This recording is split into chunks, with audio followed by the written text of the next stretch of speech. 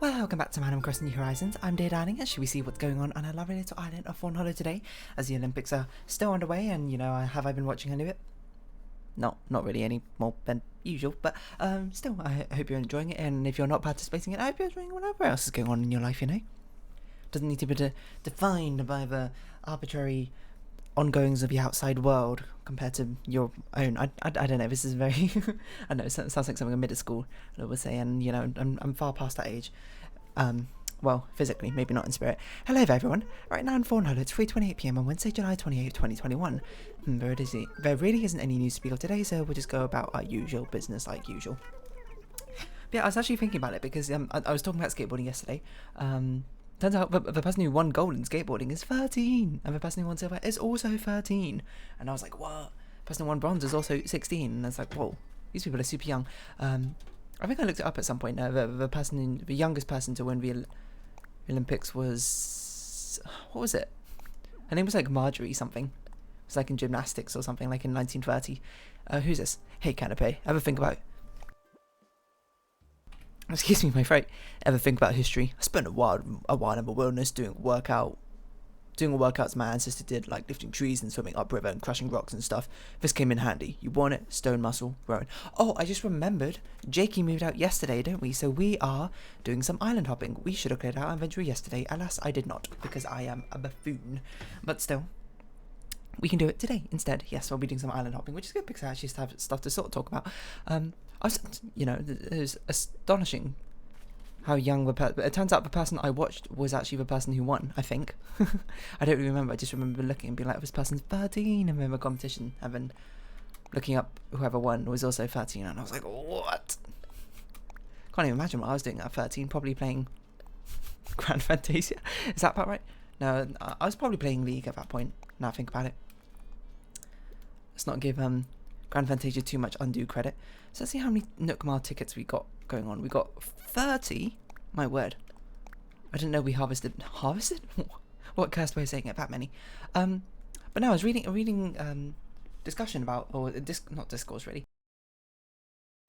Discussion about skateboarders, and it's like, why are they so young? It's like, I would have thought, 13 seems a little young to me. Not about like, trying to dispatch me on like, oh, you can't be 13 and enter Olympics. And by all means, if you're good enough. I was just surprised, I suppose, because I would have thought adults would be better because their bodies are more developed, so they would have like more musculature and could do like harder tricks and that sort of thing. It turns out, well, they can actually, but it just turns out that teens and kids tend to be, I shouldn't say kids. 13's not really a kid, that is a teen, isn't it? Just tended to be far more consistent when it came to actually skateboarding in the first place. And you might ask why that is. Well, it turns out the adults could actually land more difficult tricks and that sort of things. They could do much wilder things for higher scores, as the scoring system works in skateboarding, is high scores matter. But the thing is, in skateboarding, you do you do 2 runs and then you do 5 like one-off tricks or something, and then your top 4 highest scores count for that sort of thing. So it doesn't matter so much. You don't basically have 1 or 2 attempts where you basically have to get the highest score possible. You have to be consistent over multiple attempts. Which is unsurprisingly why kids or teens got picked, because their scores apparently were a lot more consistent in the qualifications compared to adults who would land more difficult tricks but also would bail out more often. And it also turns out bailing out is actually a really common thing to happen in skateboarding in the first place. So it's not just like that lost bag, whatever. Maybe it'll still be there tomorrow. Maybe I was thinking. We had to check with her just in case she wants to move out as well. In which case we need to talk to her. 2-for-1 flamingo deal. Sure, why not? But yeah, it turns out bailing out is super, super common in skateboarding. At least it's not unusual for it to happen. And I guess there's even strategy which develops around like what tricks you perform when, because, bailing out, of course, contributes 0 to your score, and you can only get really like 2 zeros max before your third 0 would mean that you miss out basically on a whole round of scoring. So yeah, consistency ends up being key. And another thing which I thought was interesting, which I didn't really consider but makes perfect sense, is that kids and well, I should stop saying kids. Teens and preteens, I suppose, are much better at falling down and getting back up again, which makes sense, because especially when I'm sure when I hit my 30s or 40s or that sort of thing, if I fall over, I'm just gonna be like, ugh, ouch. And you might say, hey, that's a bit of a strawman argument, isn't it? Because most athletes probably aren't in their 30s or that sort of thing. A lot of them are in their 20s. That is, I remember his name, Rolf, I think. Most of them are like from early 20s to late 20s. But I guess there's enough of a difference from falling over when you're like 20-something compared to when you're 13, and I guess that kind of makes sense. When I think back to my childhood and times that I fall over, you know, you just sort of get straight back up again. Kids to teens, they're kind of like designed to fall over, break bones, and just get back up again. Because when I think about it, there's a huge amount of people who like broke bones in my primary school classes and that sort of thing. And then, you know, you just get in a class and then it'll eventually get better. It's like completely fine, I suppose. But you know, injuries always get much more serious. Like in uni days, if someone like injured themselves, they're like out of commission. Not out of commission, but it seriously impacts them considerably longer, I suppose. Well, is what my impression is. Or I guess people are more careful. I don't really know. So yeah, basically, like, kids are like rubber. I stopped saying kids. Sorry, teens are like rubber. And in skateboarding, where bailouts. Oh, it's Lolly. Sadly, I had to pass on you, Lolly. Where bailouts are considerably more common.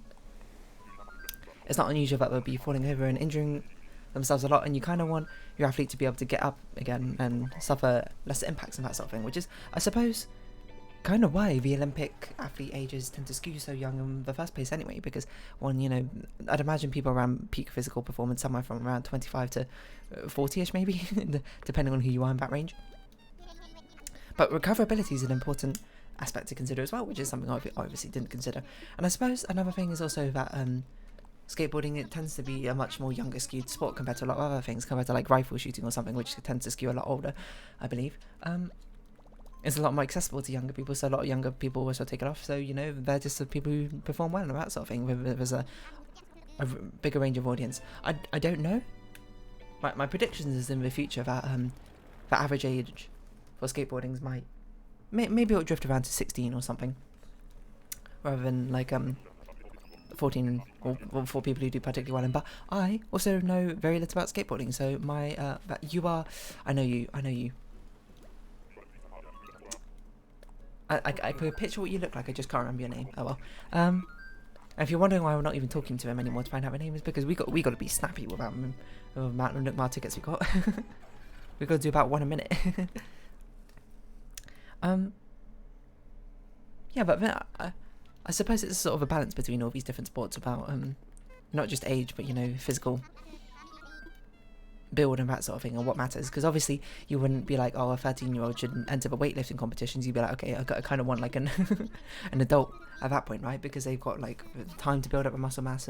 The body's basically like fully grown and that sort of thing, so they've got the maximum muscular density, I suppose, or that sort of thing. I don't really know how it works. Oh yeah, congratulations to, was it Philippines, I believe, who got their first gold medal in weightlifting. That woman, I can't remember her name, but, you know, she did very well apparently.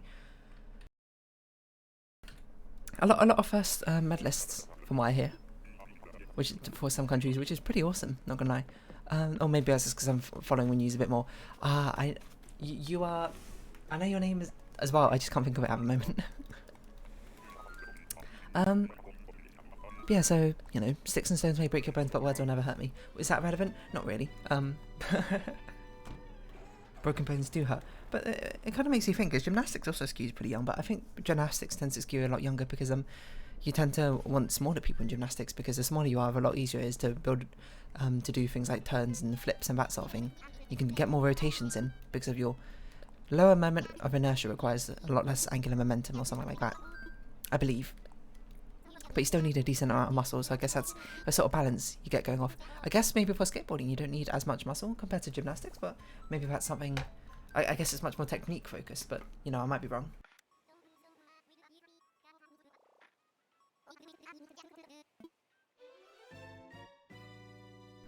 Sorry, just taking a sip of water. Not so you don't need any muscle when you go skateboarding, I just mean like less compared to maybe gymnastics, but I don't even know if that's true. I shouldn't speak so much out of ignorance, because what I know is very basic, and the only sports I really know anything about tend to be fencing and a little bit about Lobo. Well, no, you're not Lobo. You're maybe you are Lobo. I can't remember. You're Lobo or Wolfgang? No, I think you're Lobo now I think about it. I think Wolfgang's a smug. No, that's Chief. Oh well. Unfortunately, you are not... You're not... Oh yeah, I didn't mention who we're looking for. We're looking for Apollo, Phoebe, and Fauna. Because somehow we've naturally accrued 7 of my 10 favourite villagers in Animal Crossing, so there we go. No, what was I saying? I forgot what I was saying. Oh yeah, I only really know about fencing, and kind of archery, kind of gymnastics, just from my experience of them. And I guess a tiny bit of badminton. But I should start watching volleyball as well, because volleyball is also really cool. I should start watching any of these sports. I haven't watched any of them. And I do need to catch up at some point, but maybe I'll catch up like when August starts. I don't really know. Fencing goes on for a huge amount of time because there's so many different events in fencing. I mean, you've got the 3 different disciplines of foil, saber, epee. And you've got men's and women's, and you've got team and individual, which means 3 by 2 by 2, 12 different events. I know your name as well. Maybe I should stop saying I know your name more like I recognise them. But if you tell me their name, maybe like, oh yeah, that's right. But oh well, it's not trying to be a flexing experience. I'm trying to name as many Animal Crossing villages as possible. But yeah, now think about it, like, it's been ages since I've heard about someone breaking a bone. Like in primary school, I feel like it was super common. People just like fell off their bicycles like all the time or something. Not all the time. Like that's obviously a misnomer, but I feel like it was really common. Like most people in my primary school class, at least I remember growing up, had definitely broken a bone before. Like one of them, I remember this girl. It's amazing how easy it is sometimes to break a bone. I remember this girl, and yeah, I don't know why I'm calling her this girl. She was a friend back then, obviously, and haven't spoken to her for like 10 years, so I don't really intend to. So it's a bit. I'm not going to call her a friend now. Whoa, it's raining. When did it start raining? I was like, why is it so noisy outside? That's why.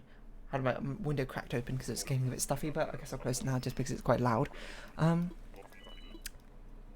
Yeah, but she broke her, like, I don't know, her arm. Obviously not her entire arm. Maybe just like her ulna? Her radius? Are those the bones in the arm? I forget. She like tripped over a slide in the park or something, and it just broke her arm. I guess because she landed weirdly on it, which is just like crazy to think about. Just being like, oh, you know, some people can you know, like that. Some people can just like fall from extreme heights and just be like, they're kind of like bruised and bashed over. That's not the word. Scratched and bruises, but otherwise fine. But you know, you just like trip over the slide and you break your arm. It's like the fragility of a human body is so inconsistent. I mean, to be fair, it's doing its best. But bones are generally, unless you have some sort of bone condition, in which case my sympathies towards you. Bones are generally pretty strong. Oh my god, I feel like my throat is like bleh.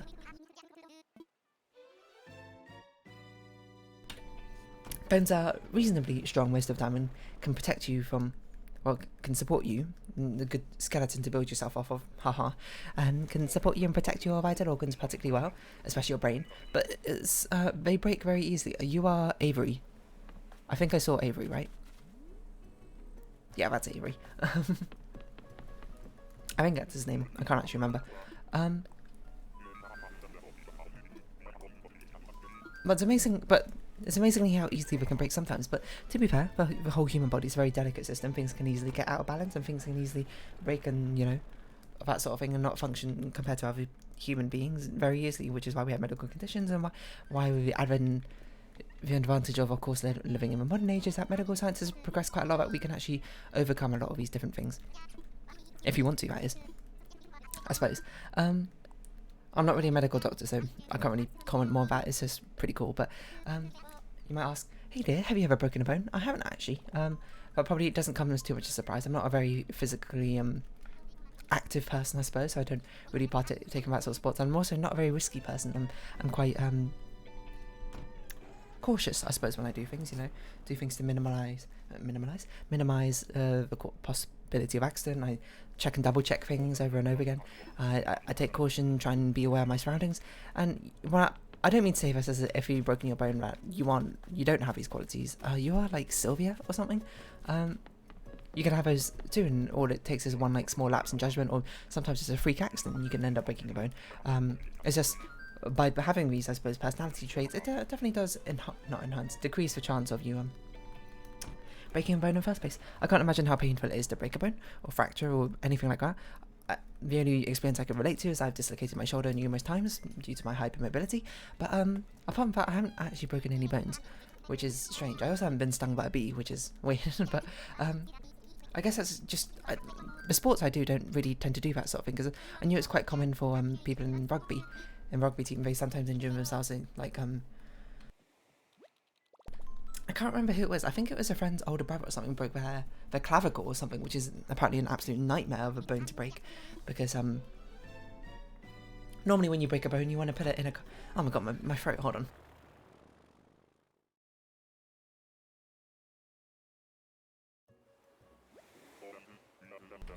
Excuse me.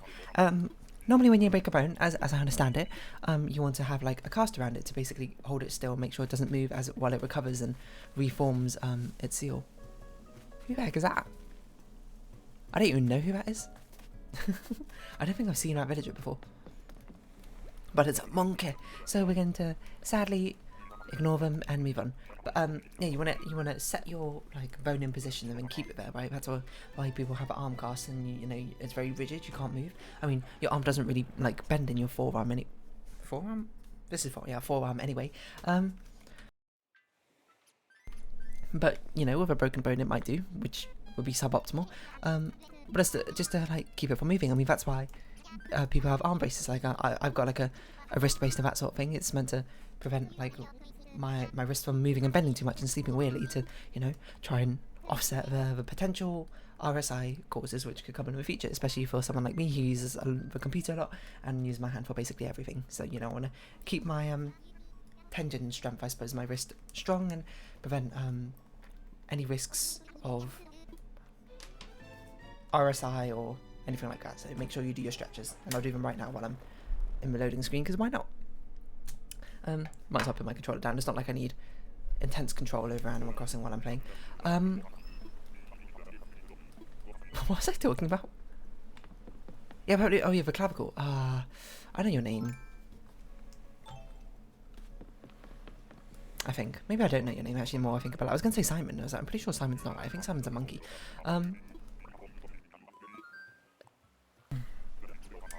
Excuse me. Yeah, the clavicle is like a really annoying place, because it's very difficult to get any sort of cast around here to like stop you from like moving your shoulders, unless you, I don't know, get an entire cast for your upper torso. I can't remember what he had. I think he had like basically an entire arm cast and sling, that sort of thing, which is weird. Like I've had slings before, because you know I've had to rest my arm after dislocating my shoulder, that sort of thing. But you don't really need a cast of that, because it's not like your shoulder moves all too much. You just, if you don't move your arm, I guess the shoulder doesn't really have any risk of popping out, as I understand it. Sorry, by the way, if you don't like talks about like injuries and that sort of thing, because I suppose not the episode for you. But if you made it 20 minutes in, I assume you're kind of fine with it, or you've just got the courage of a very, very brave lion. I don't know what analogy I was going with there, which, fair enough, props to you. Bravery is shown when you're truly scared or something, in the face of fear. Yeah, and Hippo. Do you think Hippo recognises us? Let's see if they patched it in randomly, or he introduces to us like a stranger, because this Hippo is not the Hippo I once knew. Gone forever, I suppose. What was I saying? I can't remember.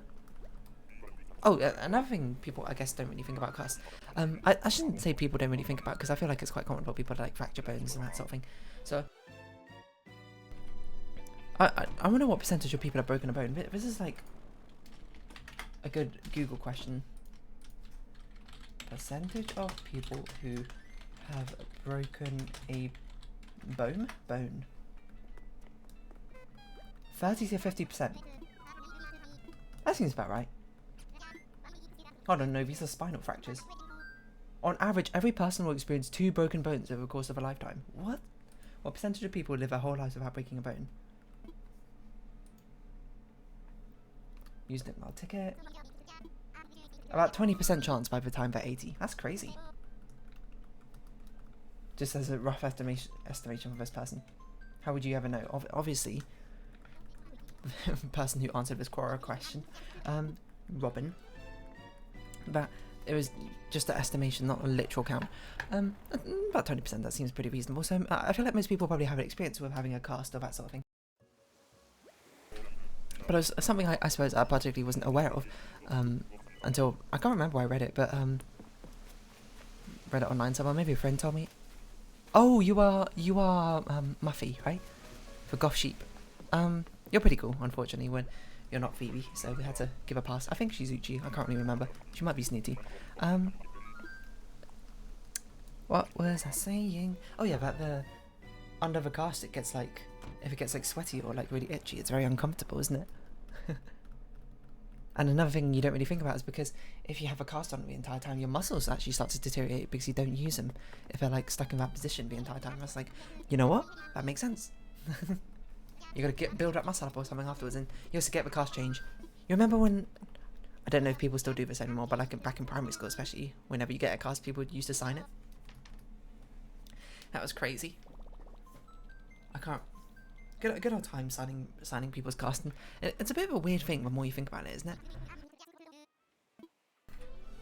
You sign it with a cast, but you don't sign it with like a get well soon most of the time. Well, I mean, some people do, and that sort of thing. I don't know, but back in when it was school time when we did it, is we signed it with our names, which is a bit strange if you think about it, but it's not actually that strange. It's kind of like signing a get well soon card, except for it's like a permanent one on their body that they can see all the time.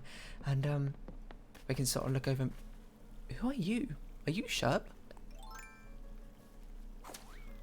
You are Sherb. You're very popular. You're one of the new New Horizons villagers introducing this update. Unfortunately, we are not looking out for you particularly, so we'll be giving you a pass, Sherb. Yeah, you signed it with your name. What else was I going to say? I don't really remember. Yeah, I guess it's like a walking memento, like a get well soon card, but you can always look around and be like, oh, look at all these people supporting me, except for, I guess in some cases it's a bit strange because you'd be like, you know, look at all my best friends have signed it, all my good friends have signed it, and you also got like your other random classmates who you never talked to have probably signed it as well, is what I'd imagine you might feel, but I don't know. You also get it changed like every 3 months, 3 weeks, I don't know how often you had to get it changed, but presumably quite frequently. Anyway, so it's sort of just like a, why not? I guess you can keep it as a relic if you want to. And then there's those strange people who, not strange people, but the jokesters, I should say, who always, instead of writing their name or like a get well soon message, play a little practical joke on the person and write something either rude or obscene or whatever you may fancy. Is that Apollo? But I was gonna say that looked like Apollo. I saw his eyes across, sitting there across the way. Da na na na na na na na. Apollo, hello. Hey, I'm Apollo. Came here on a whim, but silent. Don't seem half bad, puh. Hang on, you're dear from Fawnhallow, yeah? I had no idea this was some kind of trendy destination, but it's cool to be hobnobbing with you here. Apollo, come to my island. Who moved away? Jakey. Okay, so we're gonna have to move Apollo up there. It's good to step away and look at things from a distance sometimes. Like, I'm looking back and wondering if maybe it's time for me to make some kind of change, shake stuff up. Wanna come to my island? Oh, you're really asking me to come to Fawnhallow? That's quite an invite. I almost don't know what to say, which ain't an usual problem for me. But you like it there, right? Everyone as neighbourly as you. It's a great island. I'm just funning with you. Funning? Of course you love your home island. Why else would you be inviting me? So if I contact this Tom Nook fella, he'll help me with all the paperwork. I'm no good with that nonsense. Reckon I would start packing up my stuff as soon as I get back home. Home from here. Pah. Oh, guess I won't be calling that place home much longer, will I? You sure got broke ties with your old home very quickly, huh? Can't even begin to imagine what Fawnhollow is going to be like. I feel like my luck may finally be turning around, Pa. I wonder if we can move Apollo's house now, before he moves in. We should see if we can do that, because we need to do that anyway. I'm ready to go home. With Apollo in tow, we actually found one of the villagers that we've been looking for this entire time. Because he's the one I've been looking for, been here the whole time. And with that, another one crossed off a list, leaving only Phoebe and Fauna left for us to find. using 15 tickets. That's really good. This is a very lucky time we had here. I'm doing a bit of island hopping. It's not usually this lucky. Last time I hopped through like 80 islands or so and I didn't find anyone. So we might have enough time to return whoever this is. We'll just double check over here that Apollo has fully moved in. And there he is. It's been sold. But of course he's not meant to live here. He's meant to live up in the top right around the bug section. Let's see whose this is. Painstakingly made by hand. This seems like Lily's. Seeing as we have no other normal villagers in our world, in our island. But yeah, I don't know, breaking a bone, break a leg, if you go on stage. Which always seems a bit of a macabre. Not macabre, but a bit of a... It's not mean-spirited, obviously, because of its meaning, but it's a bit of a strange thing how it became an idiom in the first place, and I don't really know how that happened. But yeah, but let's see if we can move that island home. So we can move it quickly. Let's see where break a leg came from, while Tom Nook talks to us. Break a leg. Good luck. Non-theatrical origins. Hold on, let's see. Let's talk infrastructure. I want layout changes. An island home. How do I move... How do I move someone who has not moved in yet? Is it even possible?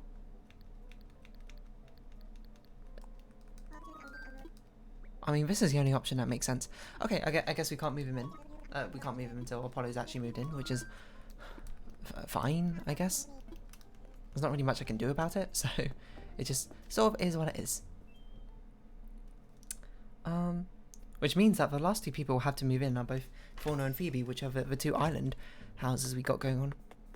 I sometimes wonder if I should have put more cliffs around, because this place seems really empty right now, but I guess it feels left, and there's maybe because there's no cliffs about. Like, what if we put some cliffs, like in a central thing over here, like a little mountain, or put like a little mountain on this island? There'd be no room on that island, because that's what I noticed all the time when I look at other people's customizations of their islands. Like, they always use good use of like height differentials and that sort of thing, but here I am not using it. But I really don't have any ideas, to be honest. I guess I could put like a cliff over here to sort of like give it entranceway. Oh, that's actually a really good idea. Block this part off with all just like tall cliffs and that sort of thing. So it's like you're walking through a valley as you go in, and you can have like decorations along the side of like people looking in. I mean, I guess I can move this cult circle to on top of a mountain. I don't really know. I mean, on top of this mountain can be like a grand fountain. Who knows?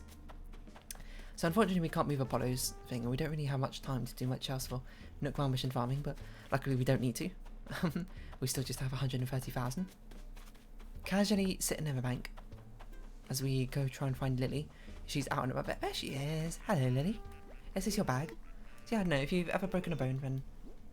Well, I was just going to be like, what's that like? Well, that seems a bit of a strange thing to say. Let's see, German and Yiddish term. German phrase, Haus- und Beinbruch. Beinbruch. Literally, neck and leg bone break. Which is borrowed from Yiddish. Hatzloch Umbruch. Success and blessing. Because of its similar pronunciation. Sure. I can't speak either of those languages if it wasn't grossly evident, so I guess I'll just sort of clean up some flowers as we're walking around. Theatrical origins. Other popular but implausible theories. That sounds hilarious. Suggested terms from German Aviation Society. Earliest published example in writing was in a theatre context comes from Anna Ferber's autobiography, A Peculiar Treasure. Fascination of theatre, or the understudy sitting in the back row politely wishing the various principals would break a leg. Oh, so it's not even like wishing good luck things. So it's like an ironic statement. Before performance, actors never wish each other good luck, but I say, I hope you break a leg. Oh. It's just some sort of superstitious thing. To wish bad luck rather than good luck. But fair enough, I guess, you know. That's an interesting origin, which I've never considered. But now you know. Kind of.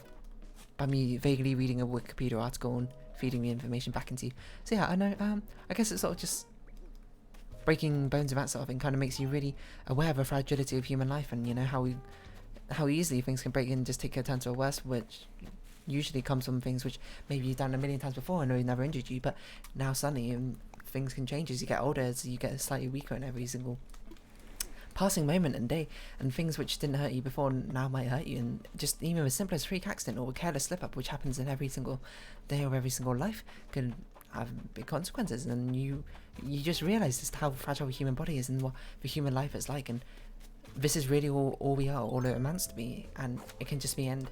You know, it can just stop. Things can really take a drastic change just like that.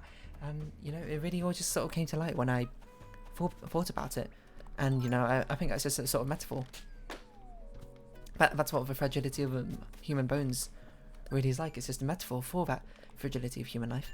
And, you know, everyone should just sort of live day to the fullest. There's no reason to be caught up in all these differences and, you know, reasons to be mad at each other, when really we should be celebrating the differences and finding similarities and sharing them with each other so we can all, you know, get along. And on that note, why don't we round up this episode off here? Fragility of human life, hey? I'm going to title the episode right, and it's going to really confuse people until the very end, I suppose. But if you have been watching, I suppose, thank you very much. This has been Animal Crossing New Horizons, and I've been Dear Darling. Likes, comments, subscriptions, shares are greatly appreciated. Join me Dear Darling Discord down below, and follow me on Twitter. I hope we can see each other again, but for now, it's our farewell. So until next time, bye-bye for now.